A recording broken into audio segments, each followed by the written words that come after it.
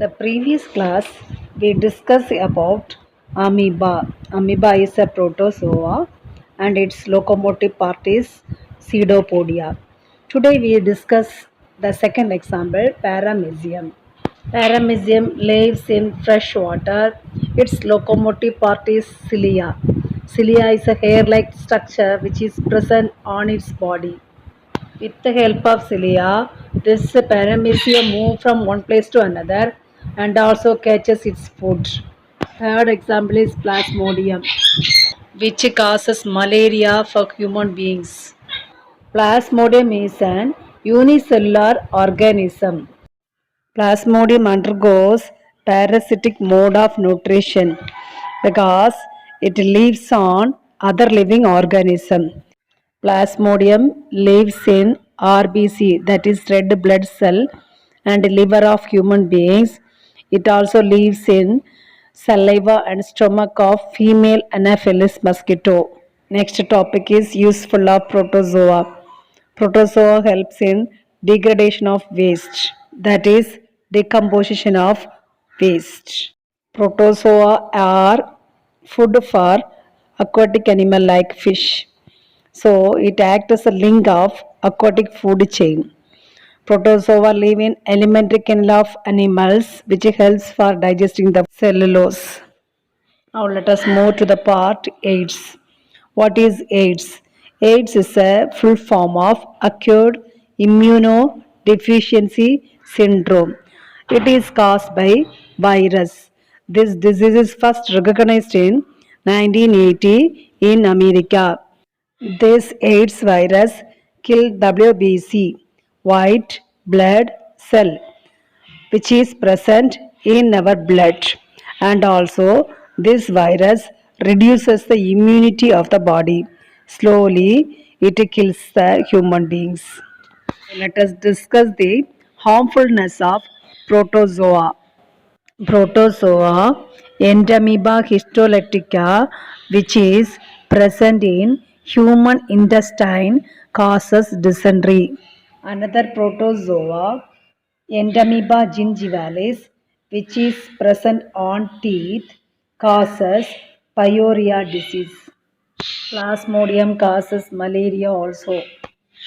Microorganism Plasmodium is injected in our body by mosquitoes, which attacks the red blood cell of our blood. Then it causes disease like malaria. Next we see viruses. The meaning of virus is poison. Viruses are the microscopic organism and it is considered to be the primitive organism to human beings. Basically, viruses are non-living things. When these viruses live in hosts, they become active and act as a living organism.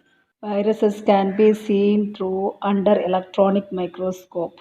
It is so minute. A virus consists of DNA or RNA surrounded by protein coat. Viruses replicate, that is multiply, when it is only in the host cells. It gets its food from the host cell and it can be stored for many years. All viruses are parasite, that is pathogenic, which causes disease in plants, animals and human beings. Disease caused by viruses are polio, chickenpox, AIDS, measles, etc. In cattle, viruses causes foot and mouth diseases. It causes disease in plants. How will we remove these diseases? By spraying pesticides and plowing help in killing the germs like viruses. These are the different forms of viruses. We human beings protect ourselves from virus causing disease by getting vaccinated. Nowadays we are being vaccinated by injecting Covaxin against coronavirus. Our foods are getting spoiled by this growth of microorganism. So we should protect our food from this organism. There are number of methods to preserve our food, that is refrigeration, preservatives, etc. What is food preservation? It is a process of food to prevent their spoilage and retain its nutritive value for a long period is called food preservation. The different methods of food preservation are salting, sugaring, canning, refrigeration, preservation, etc. Microorganisms grow well in around 21 degrees Celsius. That is what food should be kept in refrigerator so that food will be preserved from these microorganisms. Pickling is a other method, that is preparing pickles, in which we add common salt which prevent the growth of microorganisms. Sugar is another preservatives. Some chemical substances like sodium benzoate also prevent the growth of microorganisms. They act as a preservatives. Now we discuss the advantages of preserving these foods. We can reduce food wastage, we can increase the storage period of foodstuffs, we can retain nutritive value for a long period, for ensure food availability during off season. These are the benefits of preserving food. What is food poisoning? It is a process of spoilage of food by the microorganism growth which causes the food poisonous.